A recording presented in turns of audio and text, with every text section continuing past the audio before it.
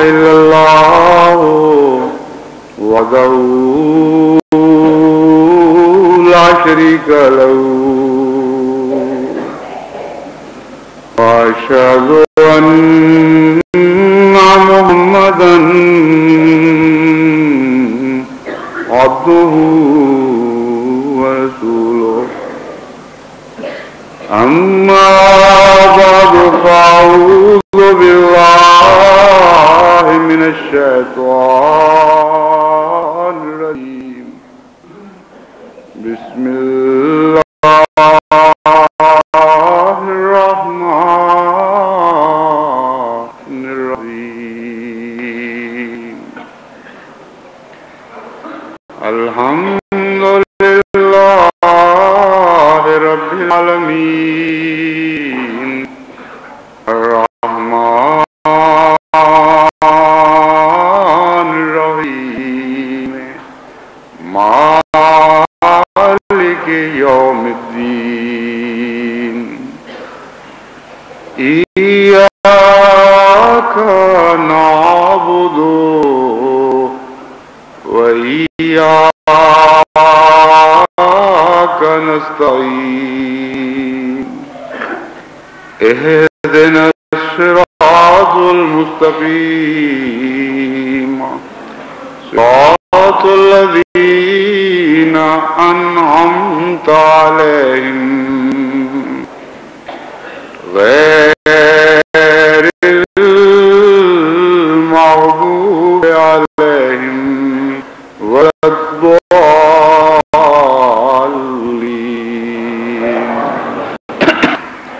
إن الذين قالوا ربنا الله ثم استقاموا تتنزل عليهم الملائكة ألا تخافوا ولا تحزنوا وأبشروا بالجنة التي كنتم توعدون نحن أولياؤكم في الحياة الدنيا وفي الآخرة ولكم فيها ما تشتهي أنفسكم ولكم فيها ما تدعون نزلا من غفور رحيم.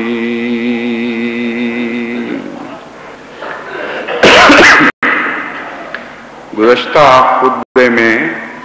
نے احباب جماعت احمدیہ کو داعی اللہ بننے کی تلقین کی تھی. قرآن کریم نے جہاں داعی اللہ کی تعریف فرمائی ہے اس سے پہلے وہ پس منظر بھی بیان فرمایا ہے. تو اس جماعت کا پس منظر ہے جس میں سے داعی اللہ نکلتے ہیں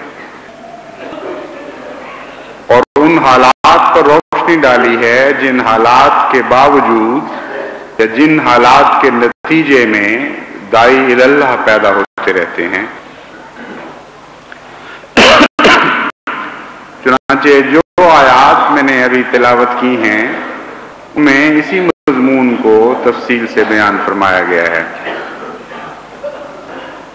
وہ داعی اللہ کون ہیں اور کن لوگوں میں سے نکلتے ہیں ان کے متعلق فرمایا ان الذین قالوا ربنا اللہ ثم استقاموا. یہ وہ لوگ ہیں جو یہ اعلان کرتے ہیں کہ اللہ ہمارا رب ہے ثم استقاموا پھر اس دعوے پر استقامت اختیار کر جاتے ہیں. جہاں تک اللہ ہمارے رب کا دعویٰ ہے اس دعوے کے ساتھ بظاہر تو استقامت کی کوئی بات نظر نہیں آتی کہ کیوں اس دعوے کے اوپر استقامت کی ضرورت پیش آئے، کیونکہ سب دنیا کا رب اللہ ہے، اور فی ذات ہی محض یہ دعویٰ کرنا کہ ہمارا رب اللہ ہے بظاہر دنیوں کو انگیخت نہیں کرتا۔ کوئی عقلی وجہ سمجھ نہیں آتی کہ اس دعوے کے نتیجے میں دنیا کیوں مصیبتیں برپا کرے گی ایسے لوگوں پر کہ نتیجے میں استقامت کا سوال پیدا ہوگا۔ لیکن معلوم یہ ہوتا ہے کہ یہ لوگ جو رب اللہ کہنے والے لوگ ہیں، ان کا انداز عام دنیا کے رب اللہ کہنے والوں سے کچھ مختلف ہوتا ہے۔ ان کے اندر زیادہ سنجیدگی پائی جاتی ہے، ان کے اندر زیادہ خلوص پایا جاتا ہے، اور رب اللہ کا دعویٰ ان کے اعمال میں ایسی تبدیلیاں پیدا کر دیتا ہے کہ یہ عام دنیا سے کچھ مختلف شکلیں اختیار کر جاتے ہیں۔ رب اللہ کا معنی ہے اللہ ہمارا رب ہے، وہی ہے جس نے پیدا کیا، وہی ہے جو پرورش کرتا ہے، وہی ہے جو تربیت دے کر آگے بڑھاتا ہے، مربی بھی ہمارا وہی ہے اور پالنہار بھی وہی۔ اسی سے ہم دنیا کے رزق حاصل کرتے ہیں اور اسی سے روحانی رزق حاصل کرتے ہیں، یعنی جسمانی اور روحانی دونوں غذائیں ہم رب سے ہمیں ملتی ہیں، اور وہ ہمیں کافی ہے، اس کے ہوتے ہوئے کسی اور رب کی ضرورت باقی نہیں۔ تو اس دعوے پر اگر آپ غور کریں تو ایک طرف کلیتاً انحصار اپنے رب پر یہ دعویٰ کر دیتا ہے، اور دوسری طرف کلیتاً غیر اللہ سے مستغنی بھی کر دیتا ہے۔ ایسے لوگوں کے اوپر کئی قسم کے ابتلا آتے ہیں جن کے نتیجے میں انہیں استقامت دکھانی پڑتی ہے۔ کچھ اندرونی ابتلا ہیں اور کچھ بیرونی ابتلا۔ اندرونی طور پر تو یہ قوم ایسے مشکل تربیت کے رستوں سے گزرتی ہے کہ قدم قدم پر ان سے یہ مطالبے کیے جاتے ہیں کہ تم جس رب کے پیچھے چل رہے ہو اس کے نتیجے میں تو تمہارا رزق کم کیا جائے گا، اور تم مشکلات اور مصیبتوں میں مبتلا کیے جا رہے ہو۔ جی پاگل قوم ہو کہ بڑی محنت کے ساتھ اپنی حکمتوں کو استعمال کرتے ہوئے اور اپنی جسمانی طاقتوں کو استعمال کرتے ہوئے تم روپیہ کماتے ہو، اور پھر اس روپے کو از خود خدا کے نام پر خرچ کر دیتے ہو، اور دعویٰ یہ ہے کہ رب اللہ ہمارا رب ہے۔ اچھا اللہ تمہارا رب بنا کہ پہلے حال سے بھی بدتر ہو گئے، دنیا کمانے والے جو تمہارے بھائی بند ہیں وہ تو کمانے کے رستے بھی زیادہ رکھتے ہیں اپنے لیے، اور خرچ بھی خالصتاً اپنی ذات پہ کرتے ہیں۔ ان کا رزق زیادہ ببرکت ہے یا تم لوگوں کا، جن کی آمد کے رستے تنگ ہیں اور خرچ کے رستے زائد ہو گئے، اور ایسی جگہ تم خرچ کرنے لگے جس کے نتیجے میں تمہیں کوئی ذاتی فائدہ نہیں پہنچتا۔ تو دیکھیے کتنا بڑا ابتلا ہے۔ یعنی رب اللہ کہنے والوں نے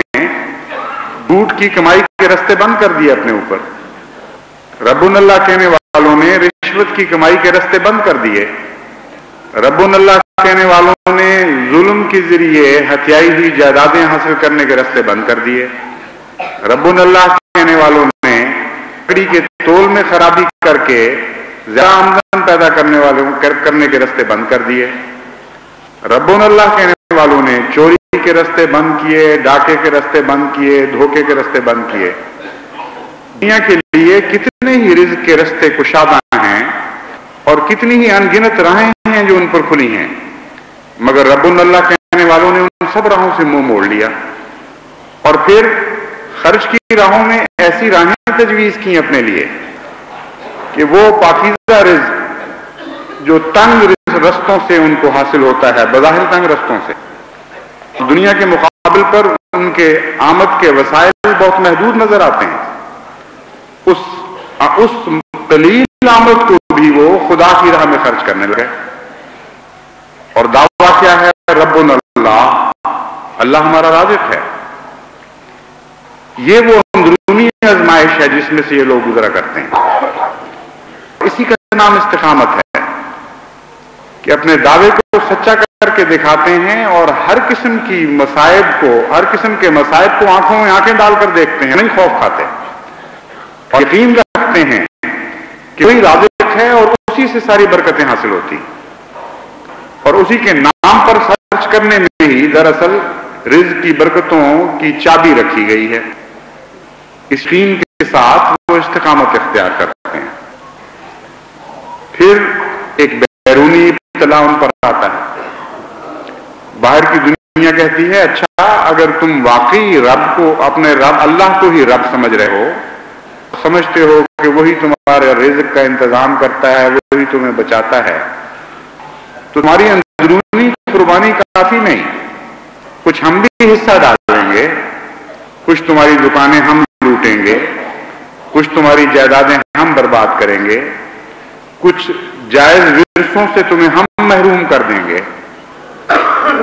کچھ جائز ترقیات سے ہم تمہیں عاری کر دیں گے اور ان کے رستوں میں روکیں کھڑی کر دیں گے، کچھ تعلیمات کے حق تم سے چھین لیں گے، اور وہ تعلیمات جو تمہارے رزق کا ذریعہ ہیں ہم حتی المقدور کوشش کریں گے کہ تم ان تعلیمات میں آگے قدم نہ بڑھا سکو۔ ہر قسم کی مشکلات جو رزق کے رستے میں حائل کی جا سکتی ہیں ہم تمہاری راہ میں ڈالیں گے، پھر دیکھیں گے کہ تم کس شان کے ساتھ، کس یقین کے ساتھ ربنا اللہ کہتے ہو۔ استقامت کا دوسرا دور شروع ہو جاتا ہے،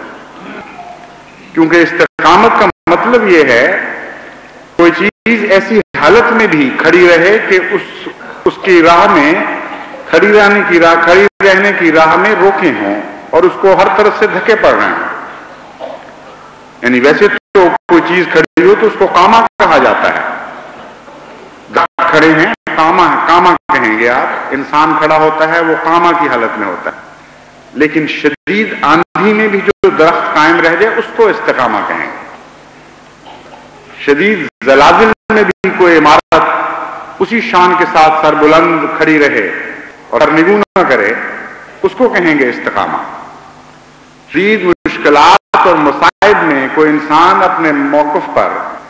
قائم رہے اور ایک انچ اس سے سر منہ بھی انحراف نہ کرے اس کو کہیں گے استقامہ۔ تو اللہ تعالیٰ کی طرف سے ہر قسم کے ابتلا پھر ان لوگوں پر عائد کیے جاتے ہیں، تقدیر خداوندی کی طرف سے ان کے امتحان لیے جاتے ہیں۔